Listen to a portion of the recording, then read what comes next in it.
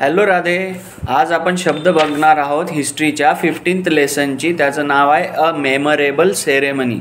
Memorable ceremony म्हणजे काय मित्रा? मेमरेबल म्हणजे संस्मरणीय, म्हणजे एखादी जी घटना अशी घडलेली आहे इतिहासामध्ये की तिला आपण आवर्जून आठवण केलं पाहिजे. तर शिवाजी महाराजांचा जो राज्याभिषेक सोहळा झाला होता तो अतिशय सुंदर आणि भव्य असा झाला होता. म्हणून हा सोहळा अविस्मरणीय आहे आणि अभूतपूर्व आहे आणि नेहमी आठवण करण्याजोगा आहे. म्हणून त्याला म्हटलेलं आहे मेमरेबल सेरेमनी, एक अभूतपूर्व सोहळा, एक अपूर्व सोहळा. ठीक आहे. तर ह्यातले आपण शब्द बघूया एकानंतर एक. शिवाजी महाराजांनी रायरेश्वराच्या मंदिरामध्ये प्रतिज्ञा केली होती. कशाची? स्वराज्याच्या स्थापनेची. तर मी एकानंतर एक शब्द बघत आहे राधे. या नोटबुकमधले मी शब्द सांगत आहे तुला आणि याच्यामध्ये मी एक मार्किंगसाठी एक पिन ठेवलेली आहे. आल्यानंतर हे पेज उघडून माझ्यासोबत जेव्हा मी सांगणार आहे लगेच तो शब्द पण इथे बघायचा आणि लक्ष देऊन रीड करून आठवणीत ठेवायचा. तर शिवाजी महाराजांनी रायरेश्वराच्या मंदिरामध्ये जाऊन प्रतिज्ञा केली होती की मी स्वराज्याची स्थापना करीन. तर ही प्रतिज्ञेसाठी इंग्रजीमध्ये एक शब्द आहे, त्या प्रतिज्ञेसाठी इंग्रजीमध्ये शब्द आहे, त्याला म्हणायचं ओथ. OATH पहिला शब्द आहे, वहीमध्ये बघू शकतोस. OATH. त्याचा पुढे मी अर्थ लिहिला आहे प्रतिज्ञा, कॉमा प्रण, कॉमा शपथ. म्हणजे ओथ म्हणजेच काय? प्रतिज्ञा किंवा प्रण किंवा शपथ. शिवाजी महाराजांनी ओथ घेतली होती रायरेश्वराच्या महादेवाच्या मंदिरात. मग शिवाजी महाराज जेव्हा या स्वराज्याची स्थापना करू लागले तर ही स्वराज्याची स्थापना इझिली झाली का? जसं आपण मोबाईल घेऊन बघतो, जसं क्रिकेट खेळतो, जसं कॅरम खेळतो, जसं TV बघतो, असं अगदी सहजपणे झालं का? नाही. स्वराज्याची स्थापना करताना अनंत अडचणी आल्या, खूप सारे अडथळे आले. त्या आपत्तींना, त्या संकटांना इंग्रजीमध्ये म्हणायचं कॅलॅमिटी. दुसरा शब्द आहे, लक्ष देऊन बघ, CALAMITY, कॅलॅमिटी. त्याला काय म्हणायचं? कॅलॅमिटी. कॅलॅमिटी म्हणजे संकट.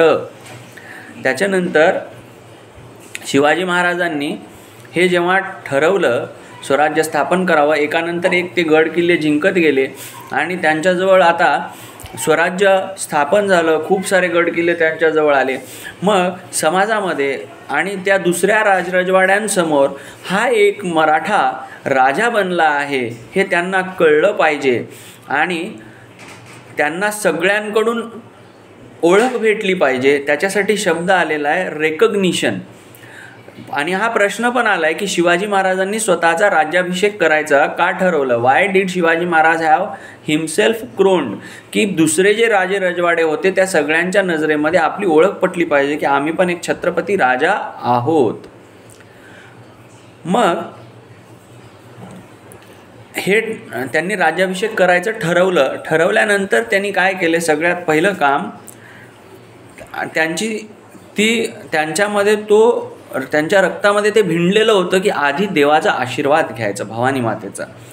म्हणून राज्याभिषेक करायच्या अगोदर त्यांनी कुठं गेले? प्रतापगडावर गेले आणि भवानी मातेचं त्यांनी दर्शन घेतलं आणि त्या भवानी मातेला एक छत्रसुद्धा अर्पण केलं. तर या छत्र म्हणजे अशी ती जी छत्री असते, कॅनोपी, त्याला इंग्रजीमध्ये म्हणायचं कॅनोपी. त्याचं चित्रसुद्धा मी काढून दिलेलं आहे तुला प्रिंटआउटमध्ये. आणि शिवाजी महाराज जेव्हा सिंहासनावर बसतात तेव्हा दिसतं त्या डोक्यावर जे सोन्या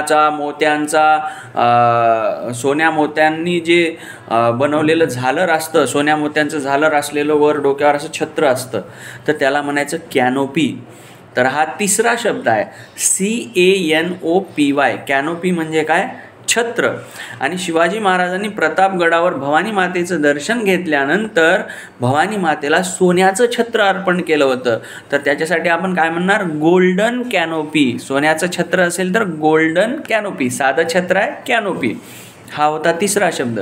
आणि मग राज्याभिषेक आहे तर शिवाजी महाराजांना सिंहासन लागणार होतं, तर त्यांनी सिंहासनाची ऑर्डर दिली, सिंहासन बनवून घेतलं. सिंहासनासाठी शब्द काय? मग चौथा शब्द आहे लिहिलेला वहीमध्ये. चौथा शब्द लक्ष देऊन बघ, THRONE, थ्रोन. थ्रोन म्हणजे सिंहासन. थ्रोन म्हणजे सिंहासन. आणि तो सिंहासन साधा होता का? रत्नजडित होता. मग त्याच्यासाठी पुस्तकामध्ये शब्द आला आहे, तो थ्रोन कसा होता? It was studded with precious stones. Precious stones म्हणजे रत्न, प्रेशियस स्टोन्स म्हणजे रत्न. मी तिथे वहीमध्ये 5वा शब्द लिहिला आहे. हे स्टडेड विथ प्रिशियस स्टोन्स एवढं मोठं जे लेंदी वाक्य आहे की नाही, त्याच्यासाठी एकच इंग्रजी शब्द आहे, पुस्तकात नाही, मला माहीत होता ते सांगितलं आहे. BEJEWELED, BEJEWLED, बिज्युल्ड. त्याला असं बिज्युल्ड असं उच्चार करायचं, बिज्युल्ड, BEJEWELED, बिज्युल्ड म्हणजे रत्नजडी. आणि पुस्तकात त्यासाठी काय आला शब्द? स्टडेड विथ प्रिशियस स्टोन्स, मौल्यवान रत्नांनी जडलेला. लक्ष देऊन वाच, 5वा शब्द आहे. नंतर 6वा शब्द, आता हा पहिल्या पॅरेग्राफमध्ये आहे. शिवाजी महाराजांचं स्वराज्य स्थापन झालं, एकानंतर एक गड किल्ले शिवाजी महाराज जिंकत गेले. आणि जे स्वराज्य स्थापन करताना शिवाजी महाराजांनी तोरणा किल्ल्यापासून सुरुवात केली होती. जेव्हा तोरणा किल्ला जिंकला होता तेव्हा त्यांचं स्वराज्य हे छोटूसं बेबी होतं. पण आज 1674 साली जेव्हा शिवाजी महाराज राज्याभिषेक करत आहेत, तेव्हा हे राज्य दूरवर पसरलं होतं. दक्षिणेमध्ये दख्खन का शिवा म्हणायचा औरंगजेब त्यांना. दक्षिणेमध्ये शिवाजी महाराजांचं राज्य खूप विस्तारलेलं होतं. तर मग ह्या शिवाजी महाराजांचं जे स्वराज्य आहे हे चाइल्डहूडमधून बाहेर निघालं होतं, ते आता मोठं झालं होतं. त्याच्यासाठी सुंदर वाक्य आलं आहे, Swaraj had stepped out of its childhood and was growing fast. लक्ष देऊन ऐकत जा. Swaraj had stepped out. Stepped out हा 6वा शब्द आहे, वहीत लक्ष दे. स्टेप्ड आउट म्हणजे बाहेर पडला. पुढचं वाक्य लक्ष देऊन वाच, वहीत लिहिलेलं. अनेक संकटांवर मात करून छत्रपती शिवाजी महाराज स्वराज्याचा विस्तार करत होते. म्हणून म्हटले आहे, Swaraj has stepped out of his childhood. म्हणजे आता ते जसं मुलगा लहान असताना एवढंच असतो, पण आता ते मोठं झालं. आपलं स्वराज्य तेव्हा छोटूसं होतं, आता मोठं झालं. 1-2 किल्ल्यापुरतं मर्यादित होता सुरुवातीला, आता त्याचे शेकडो किल्ले झाले शिवाजी महाराजांकडे. म्हणून Swaraj has stepped out of childhood. आणि मग शिवाजी महाराजांच्या राज्याभिषेकासाठी त्यांनी काशीहून पंडिताला बोलवलं. त्या पंडिताचं नाव काय होतं? गागा भट्ट. कोणते भट्ट? गागा भट्ट. आणि इंग्रजीमध्ये पुरोहितासाठी शब्द आहे प्रिस्ट, PRIEST. 7वा शब्द आहे. प्रिस्ट म्हणजे पुरोहित. आणि गागा भट्ट मूळचे पैठणचे होते, पण ते काशीला जाऊन, म्हणजेच वाराणसी म्हणजेच काशी, बनारस हे तिन्ही नाव त्याचेच आहेत. काशी, वाराणसी, बनारस, तिथे जाऊन ते स्थायिक झाले होते. मग सगळी तयारी झाली. शिवाजी महाराजांनी सिंहासन बनवलं, तिथे कॅनोपी लागली, छत्र बनले आणि 7 नद्यांचं पाणी मागवलं. गंगा, सिंधू, यमुना, कृष्णा, गोदावरी, नर्मदा, कावेरी. गंगा, सिंधू, यमुना, कृष्णा, गोदावरी, नर्मदा, कावेरी अशी नद्यांचं आणि समुद्राचं पाणी मागवण्यात आलं. आणि अखेरीस तो दिवस 1674 साली उजाडला. कोणता दिवस? राज्याभिषेकाचा. आता हा दिवस उजाडला जे म्हणतो आपण, त्याच्यासाठी एक सुंदर वाक्य आलंय, the coronation day dawned. Coronation म्हणजे राज्याभिषेक. कोरोनेशन डे डॉन्ड, राज्याभिषेकाचा दिवस उजाडला. हेच वाक्य आपण आपल्या रुटीनमध्ये सुद्धा वापरू शकतो. कसं? इतिहासाचा अभ्यास झाला, राधेनं मन लावून अभ्यास केलं, एक ना एक शब्द पाठ केला, सगळ्या प्रश्नाची उत्तरं लक्षात ठेवली आणि तो परीक्षेचा दिवस उजाडला. त्याला काय म्हणणार? Examination day dawned. DAWNED. Dawn म्हणजे उजाडला. 8वा शब्द आहे, पुस्तकात वहीत बघ. 8वा शब्द DAWNED. डॉन्ड म्हणजे उजाडला. एक्झाम, पुढे उदाहरण पण दिलं, एक्झाम डे डॉन्ड, परीक्षेचा दिवस उजाडला. कोरोनेशन डे डॉन्ड, राज्याभिषेकाचा दिवस उजाडला. त्याच्यानंतर तो दिवस कसा मानला गेला? राज्याभिषेकाचा दिवस काय साधा होता का? पवित्र होता. जसं महाशिवरात्रीला आपण उपवास करतो, तो पवित्र दिवस. तर ह्या पवित्र शब्दासाठी इंग्रजीमध्ये म्हणतात ऑस्पिशियस. 9वा शब्द आहे AUSPICIOUS. PICIOS, ऑस्पिशियस म्हणजे काय, पवित्र. तो पवित्र दिवस उजाडला. शिवाजी महाराज अगदी थाटामाटात सिंहासनावर येऊन बसले, अगदी अतिशय राजेशाही थाटात. शिवाजी महाराजांनी उंच एकदम राजासारखे कपडे घातले होते आणि त्या राजेशाही थाटासाठी शब्द आहे कोणता, 10वा शब्द आहे रिगेलिया, REGALIA. रिगेलिया म्हणजे शिवाजी महाराज कसे एकदम थाटात, एकदम उंची कपडे, वस्त्र आणि त्याच्यावर आभूषणं, वेगवेगळी दागिने त्यांनी परिधान केले होते. परिधान करणे म्हणजे घालणे अंगात. हा शर्ट मी काय केलेला आहे, परिधान केलेला आहे. तर परिधान करणे म्हणजे घालणे. तर राजेशाही थाटात विशेष पोशाख परिधान करून जे बसले होते शिवाजी महाराज, त्याच्यासाठी शब्द आहे रिगेलिया, REGALIA, रिगेलिया. मग गागाभट्ट या 7 नद्यांचं पाणी, कोणत्या नद्या आठवण कर, गंगा, सिंधू, यमुना, कावेरी, गोदावरी, नर्मदा. गंगा, सिंधू, यमुना, कावेरी, गोदावरी, नर्मदा, कृष्णा या नद्या आणि समुद्राचं पाणी घेऊन एका भांड्यामध्ये सोन्याच्या, गागाभट्ट थांबून होते आणि त्या भांड्याला खाली 100 छिद्र होती. मग त्यांनी त्या भांड्याला शिवाजी महाराजाच्या डोक्यावर धरलं. मग असं डोक्यावर धरल्यावर खाली छिद्र होते. फक्त त्या चित्राला, त्या दृश्याला आण डोळ्यासमोर. शिवाजी महाराज असे सिंहासनावर बसलेले आहेत, भरदार कपडे घालून, इन रिगेलिया, REGALIA, रिगेलिया म्हणजे राजेशाही थाटात. आणि त्यांच्या डोक्यावर गागाभट्टांनी असं सोन्याचं भांडं पकडलेलं आहे, त्याच्यात खाली 100 छिद्र आहेत. त्याच्यातून पाणी कसं मग त्यांच्यावर थेंबाथेंबाने असं त्यांच्या डोक्यावर त्या 100 छिद्रामधून पाणी ते पडेल. असं हे जे पाणी टाकतो आपण त्याला म्हणतात अभिषेक. आता महादेवाचं तू बघतो अभिषेक लोक दुधानी करतात, पाण्यानी करतात, दह्यानी करतात, मधानी करतात. तर त्या या अभिषेकासाठी शब्द आहे इंग्रजीत, त्याला म्हणायचं ॲब्ल्यूशन. 11वा शब्द आहे तिथे लिहिलेला मी, स्पेलिंग बघ, ABLUTION. ॲब्ल्यूशन म्हणजे अभिषेक. आता शिवाजी महाराजांचा अभिषेक गागाभट्टांनी कसा केला, त्या भांड्यामध्ये 7 नद्यांचं आणि समुद्राचं पाणी डोक्यावर धरून. म्हणजे हा अभिषेक कशाचा झाला, पाण्याचा. पाण्याला म्हणतात जल, म्हणून ह्या अभिषेकाला म्हणायचं जलाभिषेक. आणि पुढे वाक्य दिलंय, ॲब्ल्यूशन बाय द सेक्रीड वॉटर. सेक्रीड म्हणजेच ऑस्पिशियस, पवित्र.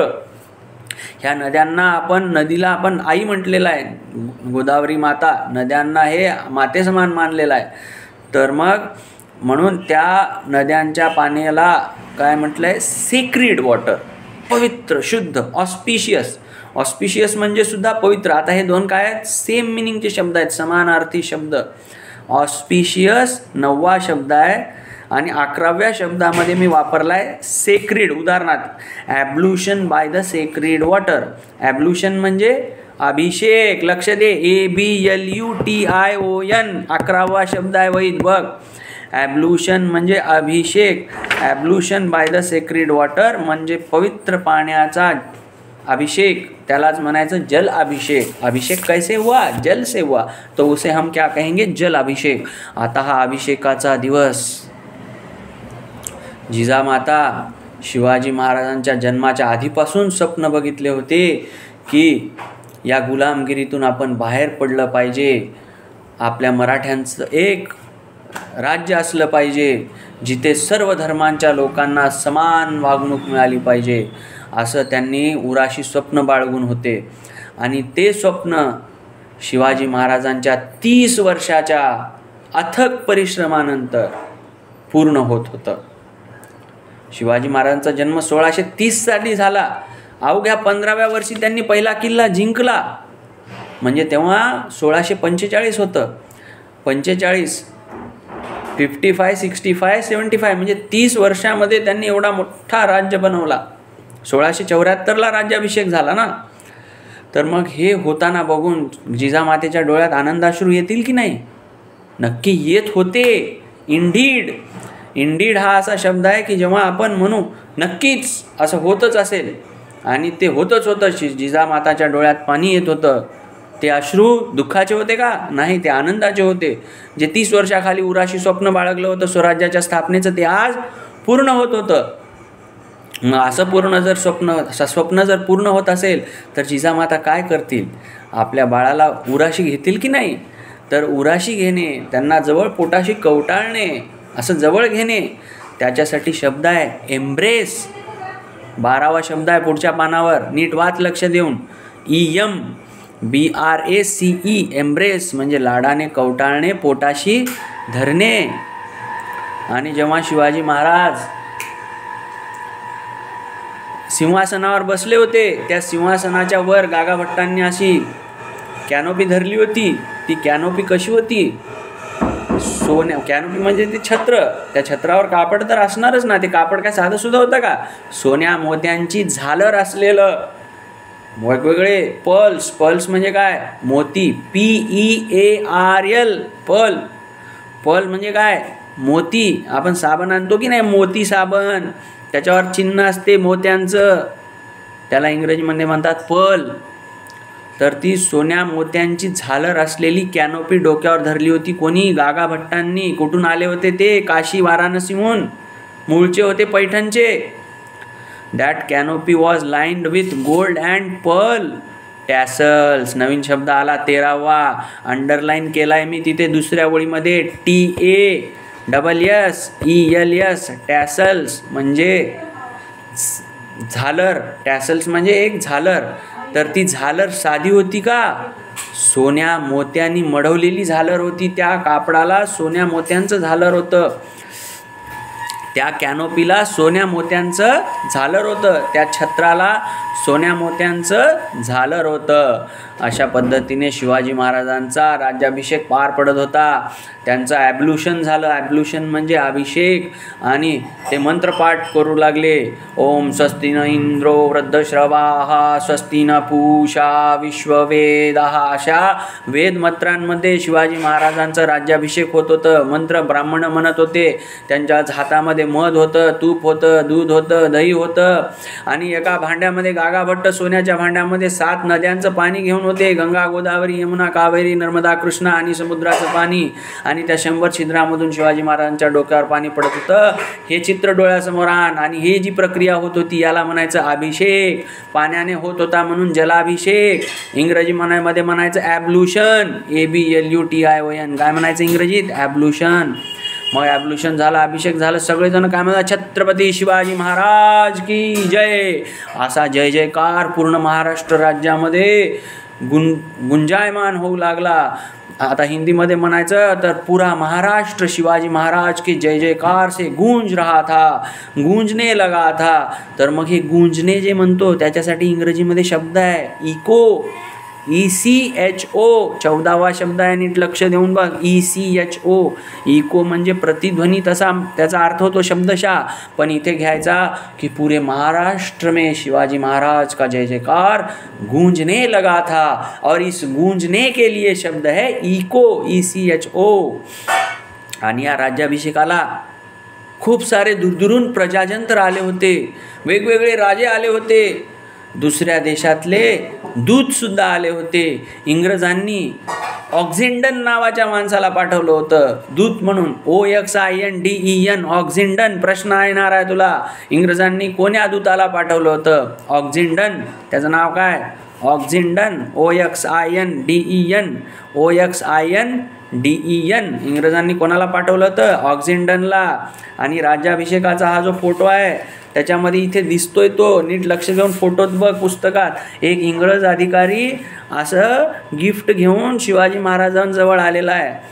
तर मग या दूतासाठी, हा जो राजदूत तिथून आलाय त्याच्यासाठी इंग्रजीमध्ये शब्द आहे एनवॉय. काय म्हणायचं त्याला? एनवॉय. 15वा शब्द आहे वहीत, लक्ष देऊन बघ. ENVOY. एनवॉय म्हणजे दूत किंवा राजदूत. एनवाय सारखाच अजून एक शब्द आहे, राधे तुला सांगू इच्छितो मी. कॉन्वॉय. ENVOY म्हणजे राजदूत. कॉन्वॉय म्हणजे काय? CONVOY. प्राईम मिनिस्टर मोदी जेव्हा येतात त्यांच्यासोबत कसा असतो गाड्यांचा ताफा, समोर 2 गाड्या, पाठीमागे एवढ्या मोठ्या गाड्या, मध्ये प्राईम मिनिस्टरची गाडी, त्याला म्हणायचं कॉन्वॉय. कॉन्वॉय म्हणजे काय, म्हणजे गाड्यांचा ताफा. असे एखादे मंत्री किंवा प्राईम मिनिस्टर, एखाद्या राज्याचे प्रतिनिधी जेव्हा जातात तेव्हा त्यांच्या गाड्यांचा असा ताफा जातो, कारण सिक्युरिटीसाठी.